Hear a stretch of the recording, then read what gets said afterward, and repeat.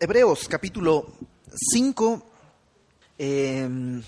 Ustedes saben esta carta que no sabemos quién la escribe humanamente, pero es el Espíritu Santo al final quien la redacta.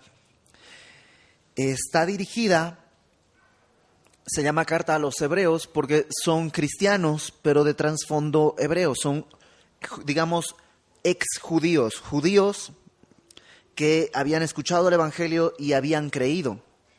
Pero pasado el tiempo, pasadas ciertas circunstancias, muchos de ellos están tentados a regresar a la religión de donde habían salido, tentados a regresar a los rituales.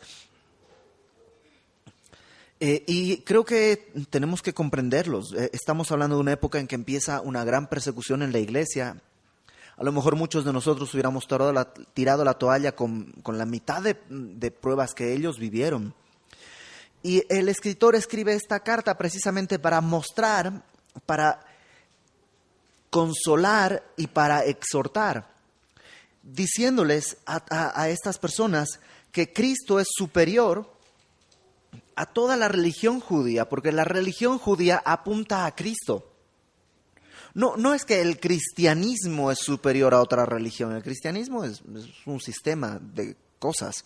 Cristo es superior, no el cristianismo. Cristo es superior y vimos a Moisés, a los ángeles, a los profetas. Y ahora va a empezar a hablar acerca del sumo sacerdote. Porque el pueblo judío tenía dentro de las personas encargadas de llevar a cabo toda la liturgia un personaje central que era el sumo sacerdote. ¿Por qué era central? Entre otras cosas, porque era el único que podía entrar a la presencia de Dios una vez al año. ¿Te acuerdas? Una vez al año, en el día de Yom Kippur, el sumo sacerdote, vestido con su traje sacerdotal que nadie más tenía, solo él, entraba al lugar santísimo con la sangre del cordero de la propiciación. Ese cordero se sacrificaba una vez al año y él entraba con esa sangre para rociar esa sangre en la tapa del arca. La tapa del arca se llamaba el propiciatorio. Y ahí rociaba la sangre y ese sacrificio, después de haber rociado la sangre, salía el sumo sacerdote. Y el pueblo estaba afuera, todo el pueblo esperando. Cuando él salía, simplemente, es decir, si salía vivo, quería decir que Dios había aceptado el sacrificio y habían cubierto sus pecados un año más. Pero el próximo año tenían que volver a hacer ese sacrificio y así. Entonces el sumo sacerdote era importante, era muy importante. ¿De qué maneras Cristo puede ser superior al sumo sacerdote? Bueno, de eso va a estar hablando en los capítulos 5, 6, 7, 8, 9 y 10, que no vamos a ver todos el día de hoy, por supuesto. Pero ese es el tema más amplio en toda la carta a los hebreos, el rol de sacerdocio, y no de solo sacerdocio, sino como sumo sacerdote de Jesucristo. Ahora, para poder entenderlo, tenemos que regresarnos un poquito más en el capítulo 4, porque es donde introduce este tema. Y en el capítulo 4 vamos a ver cómo Jesucristo es, como sumo sacerdote, superior a Aarón, que fue el primer sumo sacerdote. No sé si tú lo recuerdas, cuando Dios entrega la ley, entrega todo el sistema levítico o mosaico, como se le quiera llamar, entrega todo esto. Dios escoge a Aarón como su sumo sacerdote y él es el que va a oficiar de esa manera. Entonces, capítulo 4, versículo 14, vamos a empezar ahí para checar un par de cositas y ya luego entramos en el capítulo 5. Dice: por tanto, hablando de que no hay nada desnudo delante de aquel que vamos a dar cuentas y todo esto, teniendo un gran sumo sacerdote que traspasó los cielos, Jesús, el Hijo de Dios, retengamos nuestra profesión, porque no tenemos un sumo sacerdote que no pueda compadecerse de nuestras debilidades, sino uno que fue tentado en todo según nuestra semejanza, pero sin pecado. Acerquémonos pues confiadamente al trono de la gracia para alcanzar misericordia y hallar gracia para el oportuno socorro. Hay tres formas en estos versículos, tres formas en las que Cristo es superior como sumo sacerdote, superior a Aarón. La primera es muy sencilla. Aarón es el sumo sacerdote, o fue el sumo sacerdote, pero Jesucristo es presentado como el gran sumo sacerdote. Ese gran no es aplicado a ninguna otra persona. Solo Cristo es el gran sumo sacerdote. Y dice, teniendo un gran sumo sacerdote que traspasó los cielos, fíjate cómo es descrito, Jesús, el Hijo de Dios. Y claramente Jesús está haciendo una referencia a su naturaleza humana, porque ese es el nombre que se le puso cuando nació. Hijo de Dios hace una referencia a su naturaleza divina. Entonces, este gran sumo sacerdote, que es hombre y es Dios al mismo tiempo, es superior a Aarón. En segundo lugar, te decía que el sumo sacerdote, Aarón incluido, podía entrar al lugar santísimo una vez al año. Y era una entrada peligrosa si no había cumplido con los ritos de purificación adecuadamente. Entraba y caía muerto. Una sola vez al año, nada más. Mientras que Jesús, como gran sumo sacerdote, no entró al lugar santísimo del templo, sino que atravesó los cielos hasta la presencia misma de Dios. Eso me dice en el versículo 14. Traspasó los cielos. Él, el gran sumo sacerdote, entró hasta el fondo, hasta la presencia misma de Dios, cosa que el sumo sacerdote normal no podría hacer. Y en tercer lugar, en el versículo 16 nos habla de que nuestro gran sumo sacerdote tiene un trono, el trono de la gracia. Por tanto, es también superior a Aarón. Aarón no tenía un trono. De hecho, Aarón en el tabernáculo no tenía dónde sentarse, no había sillas, no había nada donde sentarse. Entonces, en estos versículos, el escritor de esta carta nos muestra cómo Jesucristo es superior como sumo sacerdote a Aarón como sumo sacerdote. Ahora, en el capítulo 5, nos va a explicar por qué Cristo puede ser contado como sumo sacerdote, porque hay varios problemas. De entrada, el sacerdote tenía que provenir ¿de qué tribu? De Leví. ¿Y Jesús de qué tribu viene? De Judá, descendiente de David, de la tribu de Judá.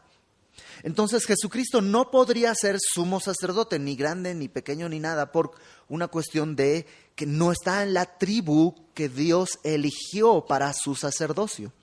Entonces estas y otras preguntas son las que el escritor de esta carta va a ir respondiendo a partir del capítulo 5 en adelante.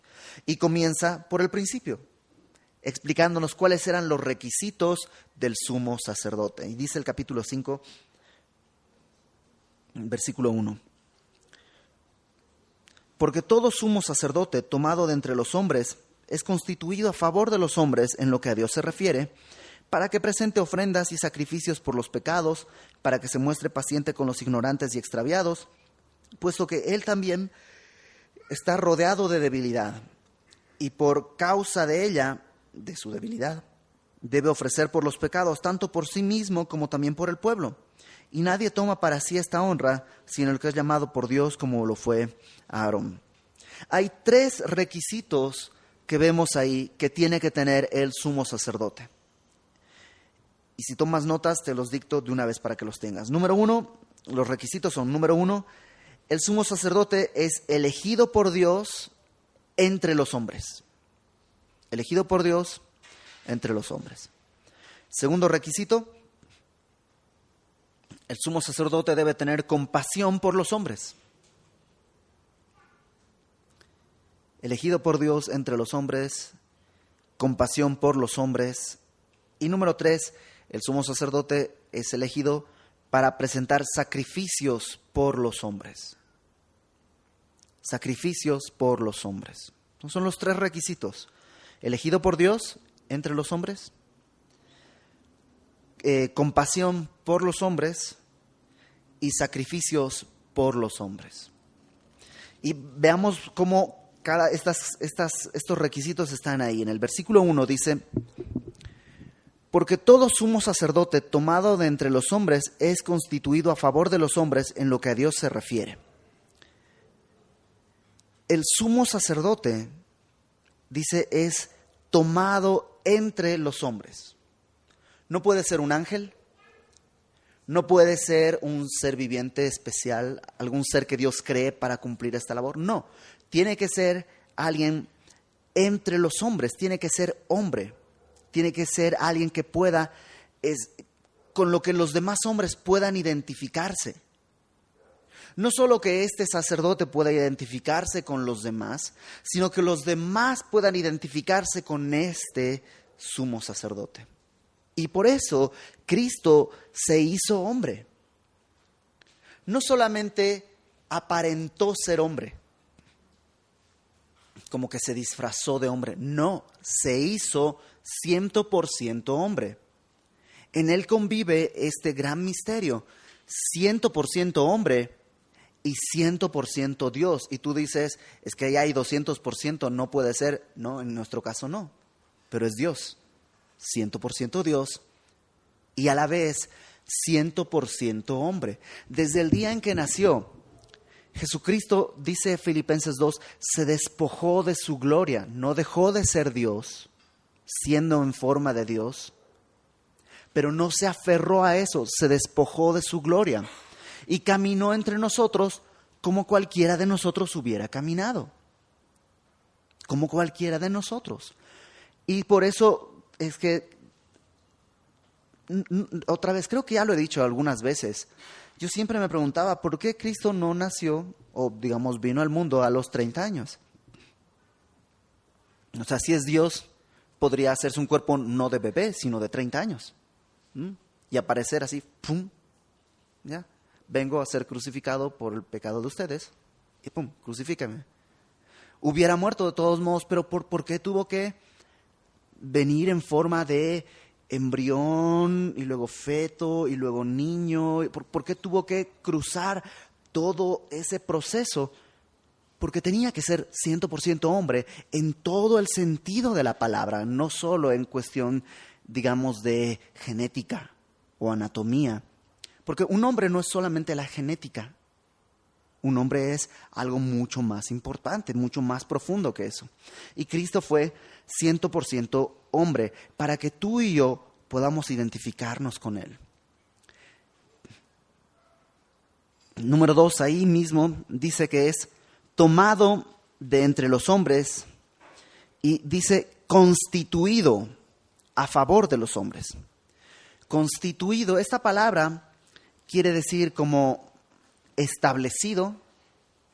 El día de hoy tú y yo usaríamos la palabra ordenado. No sé si has escuchado esa palabra, cuando te ordenan como sacerdote o te ordenan en... ¿Qué es lo que están haciendo? Alguien que tiene la autoridad te está, digamos, pasando la autoridad de cierto rango, de cierta labor, ¿no? Bueno, ustedes saben, yo soy extranjero y como extranjero yo no podría ejercer ningún tipo de acción política o religiosa en el país. Puedo, como turista, participar como público, ir a la iglesia y todo, pero no podría estar aquí enseñando la palabra porque este es un acto religioso, excepto si fui, en este caso, ordenado por gobernación, o no sé quién lo hará, como ministro de culto. Semilla de Mostaza establece un trámite en el que presenta mi caso y gobernación me aprueba y me da a mí en México el estatus de ministro de culto. Y por eso puedo libremente, y si entrara alguien de migración o alguien del Estado y si tú eres extranjero, ¿con qué derecho estás participando en un acto religioso? Bueno, con el derecho que me otorga, ¿quién puede otorgarme ese derecho? O sea, el pastor Fermín Cuantos no puede otorgarme ese derecho. Por mucho que quiera, si a mis papeles me los rechazan, pues yo me tengo que ir. Es el gobierno quien puede, digamos, ordenarme, constituirme ministro de culto. De esa misma manera, Dios es quien constituye el sumo sacerdote. El sumo sacerdote no es una elección, no es concurso de méritos, no es saber quién quiere. Dios es el que constituye. De hecho, fíjate en el versículo 4. Dice, nadie toma para sí esta honra, sino el que es llamado por Dios, como lo fue Aarón. Y tú puedes leer ahí en Éxodo 28 como Dios dice, y apártame a Aarón, él va a ser mi sumo sacerdote. Y ahí Dios elige, y a ver quién se puede pelear con Dios. Nadie. Lo que Dios elige, se hace. Entonces, estamos en que el sumo sacerdote es tomado entre los hombres, constituido, establecido, ordenado por Dios, y dice además a favor de los hombres. O sea, es una misericordia de Dios cuando Dios establece un sumo sacerdote. Porque Dios lo establece a favor de nosotros. De alguna manera se ha definido así, ¿no? El sacerdote es el que representa a Dios ante los hombres. Es el que trae la ley. No es Dios, pero representa a Dios ante los demás hombres. Y a la inversa, el sacerdote representa a los hombres ante Dios.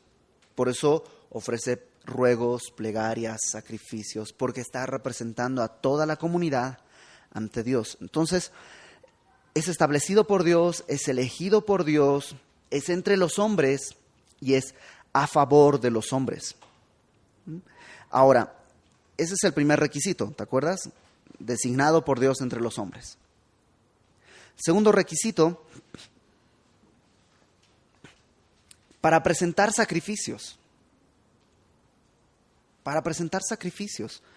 Me parece que se los dicté de tercero hace rato, pero el orden de los factores no altera el producto. Presenta sacrificios. Versículo, nos quedamos en el 2, ¿no? Desde el versículo 1. Para que presente ofrendas y sacrificios por los pecados. Versículo 1. Para que presente ofrendas y sacrificios por los pecados. Esa es la labor, presentar ofrendas y sacrificios. Ofrendas son, literalmente habla de regalos, son cosas que algunos piensan que hace referencia a todos los, digamos, las ofrendas que se hacían sin intervenir sangre. Por ejemplo, se hacían una especie de tortas, ¿no? de panes que se presentaban y se quemaban también en el altar y tenían que ver con comunión. Entonces, a lo mejor cuando dice ofrendas se refiere a eso, cuando dice sacrificios se refiere a holocaustos, ese tipo de sacrificios en los que involucraba sangre. Y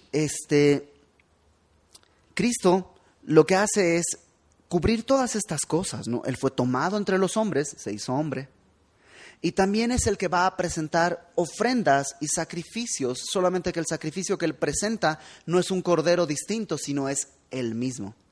Él es la ofrenda y él es el sacrificio y él es el sacerdote. Tercer requisito que vimos, compasión por los hombres. Versículo 2, fíjate. Para que se muestre paciente con los ignorantes y extraviados, puesto que él también está rodeado de debilidad, y por causa de ella debe ofrecer por los pecados, tanto por sí mismo como también por el pueblo. El sacerdote no era alguien separado del pueblo, era uno más del pueblo, simplemente había sido designado. Y por ser parte del pueblo, también tenía debilidades y también tenía pecado. Y por tener pecado y por tener debilidades, primero tenía que ofrecer un sacrificio por sí mismo y luego el sacrificio por el resto del pueblo. Entonces era como chamba doble. Iba a entrar el sumo sacerdote al día de Yom Kippur a presentar el sacrificio. Bueno, primero tiene que hacer uno por sus pecados y luego uno por todo el pueblo. Y dice en el versículo 2, para que se muestre paciente con los ignorantes y extraviados. La palabra extraviado habla precisamente de alguien que no tiene rumbo, alguien que está, es la palabra que ya hemos visto alguna vez, planao, de donde viene planeta. Planeta es un cuerpo celeste que está dando vueltas en el universo. Entonces, a veces ¿nunca te has sentido así? ¿Nunca te has sentido así en tu vida, sin rumbo, nomás estás dando vueltas, pero no sabes qué? Y, ¿sabes qué? Nuestro sumo sacerdote tiene compasión por los extraviados, por los que están así. Y puedes ya ser cristiano. Es más, puedes ser cristiano y puede que además de cristiano ya sepas las respuestas. Ya tienes mucho tiempo viniendo a la iglesia, sabes los versículos, tienes las respuestas, pero de todos modos estás extraviado. Y aunque sabes qué hacer, eres ignorante, porque no sabes qué hacer. Y estás extraviado. ¿Y sabes qué? Nuestro sumo sacerdote fue puesto para que también puedas tú identificarte con él. Entonces déjame, antes de pasar a lo que sigue, 3 requisitos que vimos que tiene que tener el sumo sacerdote. Número 1, elegido entre los hombres. Cristo fue entre los hombres. Número 2, para presentar sacrificios y ofrendas. Y número 3, para tener compasión por los hombres. Okay. Versículo 5.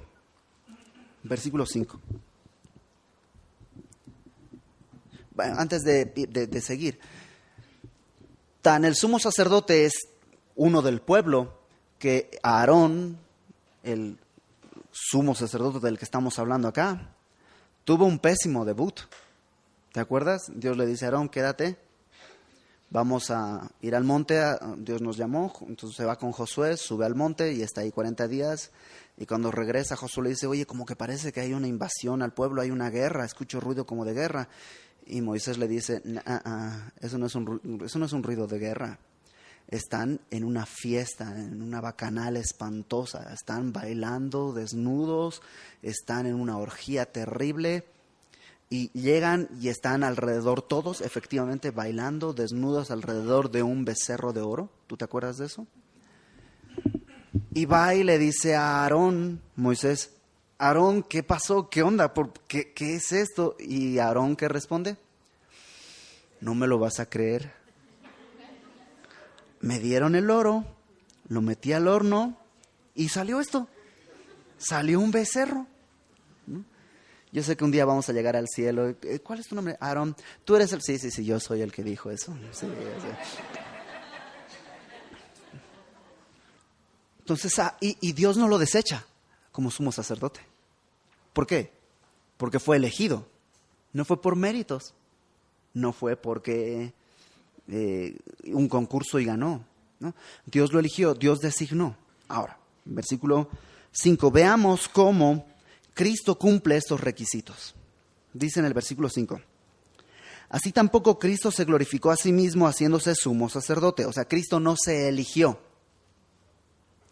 sino el que le dijo, tú eres mi hijo, yo te he engendrado hoy. Como dice también en otro lugar, tú eres sacerdote para siempre, según el orden de Melquisedec. Entonces, la lectura más sencilla de este pasaje es, Cristo no se eligió a sí mismo.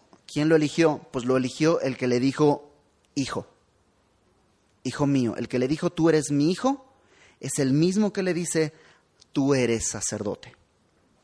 ¿Y quién es el que le dijo, eres mi hijo? Dios. Ya nos presentó a Jesucristo como hijo de Dios. Hijo de Dios es el mismo que lo pone como sacerdote.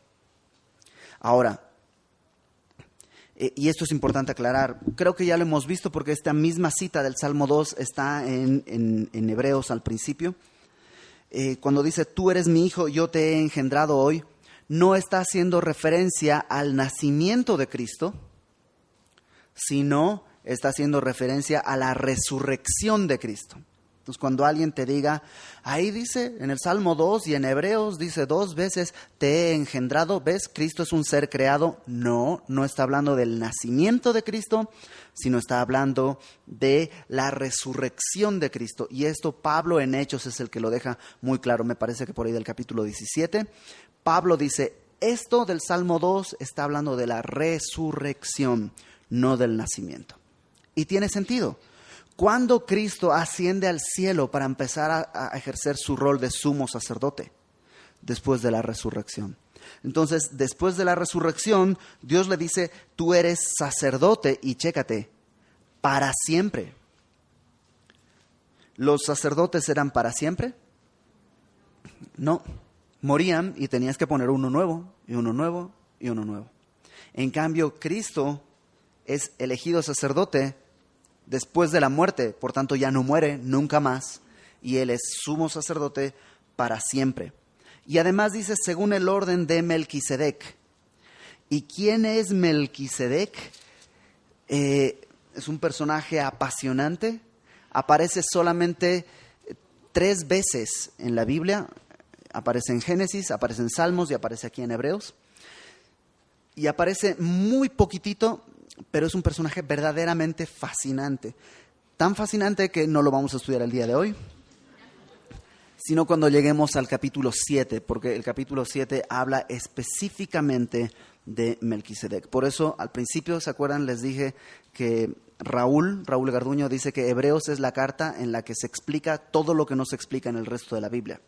Tú puedes leer Génesis y llegas a Melquisedec y dices, ¿y quién es Melquisedec? No, pues quién sabe. ¿No? Y no hay nadie sabe, hasta que Hebreos va a darte la respuesta de por qué Melquisedec aparece. Pero bueno, lo importante es esto. Jesucristo es sumo sacerdote, pero no según el orden levítico. No es según el orden levítico, porque no podría ser. Si fuese ese el sacerdocio, no podría ser sacerdote, porque no es de la tribu de Leví, él es de la tribu de Judá.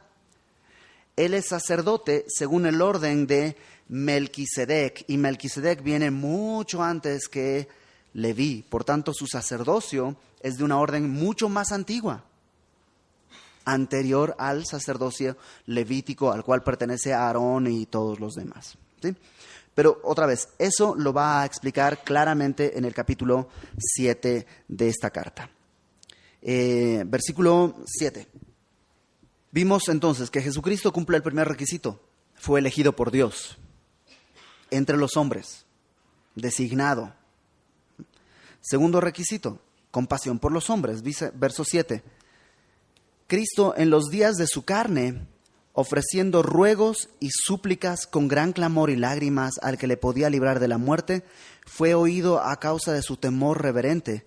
Y aunque era hijo, por lo que padeció aprendió la obediencia, y habiendo sido perfeccionado, vino a ser autor de eterna salvación para todos los que le obedecen. ¿Cómo Cristo podría tener compasión de nosotros?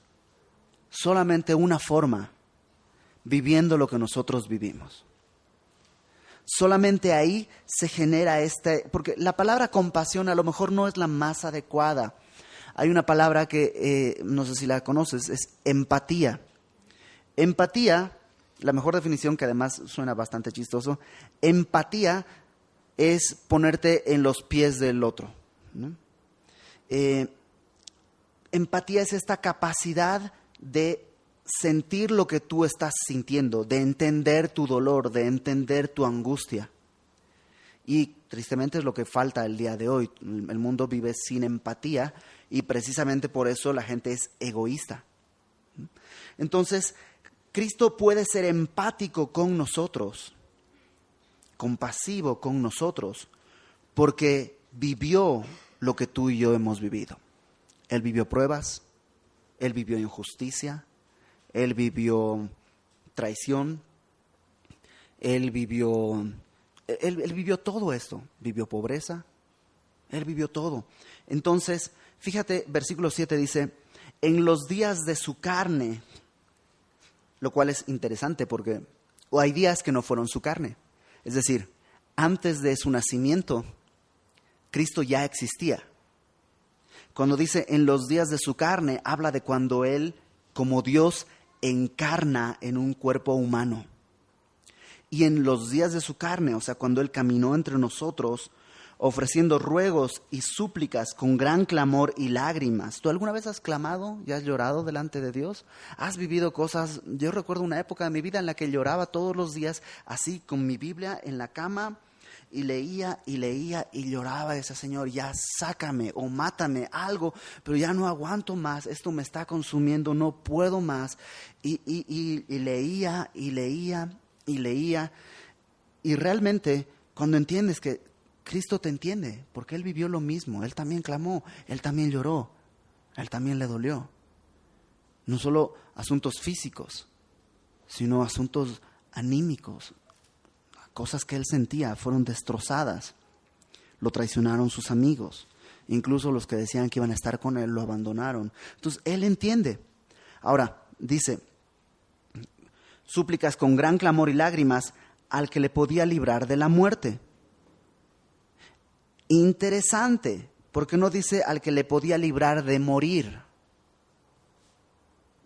¿Checaste eso? No es lo mismo ser librado de la muerte que ser librado de morir. Cristo, ¿cuándo fue librado de la muerte? En la resurrección. ¿Pero fue librado de morir? No. De hecho, ese es el propósito por el cual Cristo vino. Tú y yo vinimos a vivir a este mundo. Él vino a morir. O sea, tú y yo venimos a este mundo a morir y morimos como consecuencia de nuestros pecados. Él no vino a vivir, Él vino a morir. Ese era su propósito, venir. La cruz fue su meta. Por eso alguna vez les he dicho, esta película, La Pasión de Cristo, creo que es una gran película, creo que te permite entender ciertas cosas del Evangelio. Creo que es una gran herramienta, un poco sesgada hacia el catolicismo, creo yo, pero creo que es una gran herramienta, pero tiene un gran defecto. Presenta la cruz como una tragedia. Y la cruz no fue una tragedia, la cruz es un logro. Dios, cuando llega a Cristo a la cruz, está diciendo, palomita, bien hecho, cumplido. Este era el propósito. 33 años, tu meta era llegar a este momento. Entonces, no estoy diciendo que no fue doloroso y que no fue injusto y todo eso, pero simplemente no fue una tragedia. No fue una derrota. Estaba todo planeado, tan planeado que los sacerdotes decían, no durante la fiesta, para no levantar problemas con los romanos. Y Jesús dice, no, este es el tiempo, es ahora. Y le dice, Judas, lo que vas a hacer, hazlo pronto. O sea, ¿quién está dirigiendo todo? Él mismo. Él mismo está dirigiendo todo. Entonces, cuando dice que clamó en lágrimas al que le podía librar de la muerte, no está clamando que no quiere morir. Pero hay algo importante.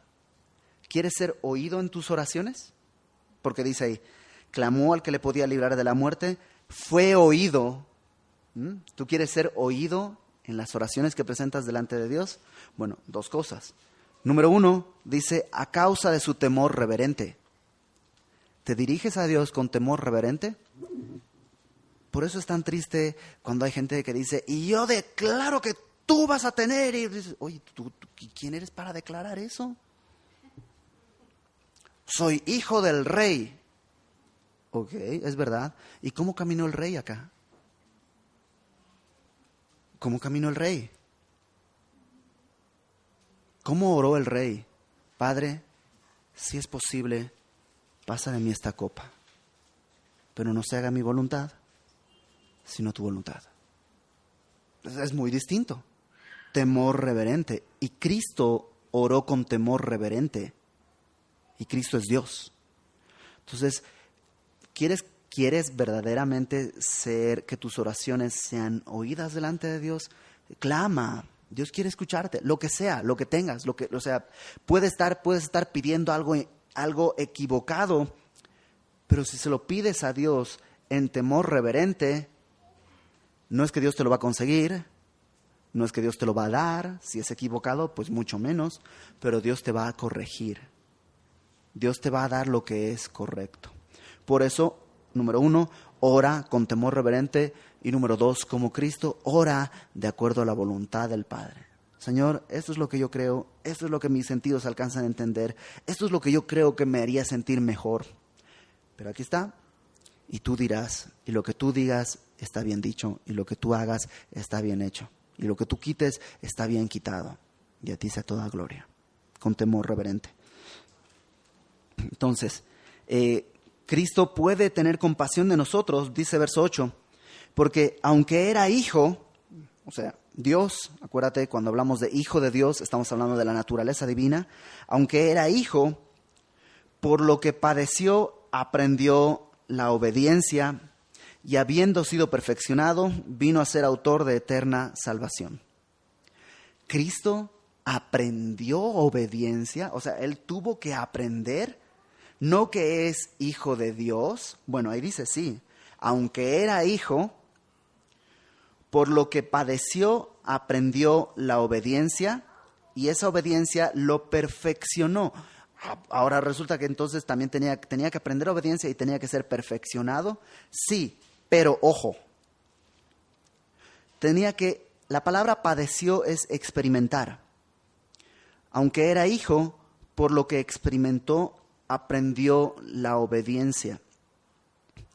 Y es interesante, la obediencia no se aprende sin dolor. Y tú tienes hijos y dices, así es cierto, a ver, quédate quieto, te vas a caer, quédate quieto, te vas a caer, quédate quieto, te vas a caer.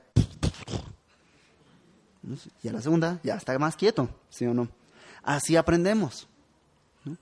Y no es que Jesús era desobediente y tuvo que aprender obediencia, no, sino que tenía que experimentar la obediencia como tú y yo la experimentamos para que tú y yo podamos hablarle y sabemos que Él nos entiende. Cuando Él está orando, Señor, pase de mí esta copa, no quiero beberla, pero no se haga mi voluntad, sino la tuya. No es que está buscando revelarse al pecado, revelarse a Dios. Simplemente está experimentando obediencia. Y está diciendo, Señor, tú eres Dios. Lo que tú digas es lo que yo voy a hacer. Y fue perfeccionado. La palabra perfeccionado, tú sabes en la Biblia, la palabra perfecto siempre que aparece quiere decir completo o colmado, que llega a la madurez, ¿no?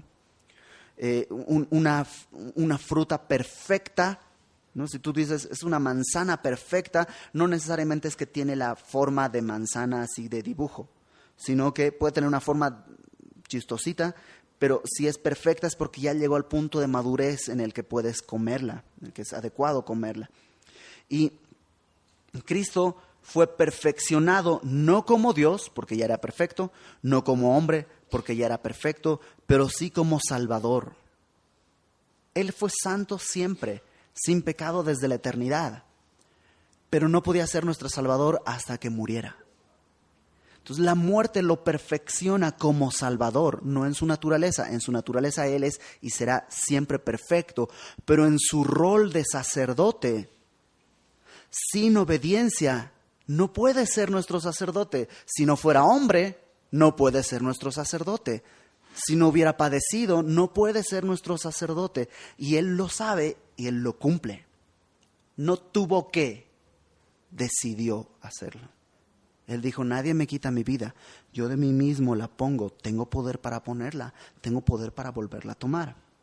Y entonces fue perfeccionado. Y entonces, dice, vino a ser autor de eterna salvación. Y esa es la tercera característica. ¿Te acuerdas? La primera era entre los hombres, la segunda compasión por los hombres, la tercera sacrificios por los hombres. Y Él vino a ser autor de eterna salvación precisamente para, al presentar el sacrificio correcto por nosotros. Los sacerdotes anteriores, los sumos sacerdotes presentaban sacrificios que cubrían los pecados. No proveían salvación, solo cubrían los pecados. En cambio, Cristo, sacrificando su vida, provee eterna salvación para los que le obedecen. Y aquí hay un tema que se va a ir repitiendo muchas veces a lo largo de toda la carta, pero cuando hablamos de eterna salvación, me da una seguridad.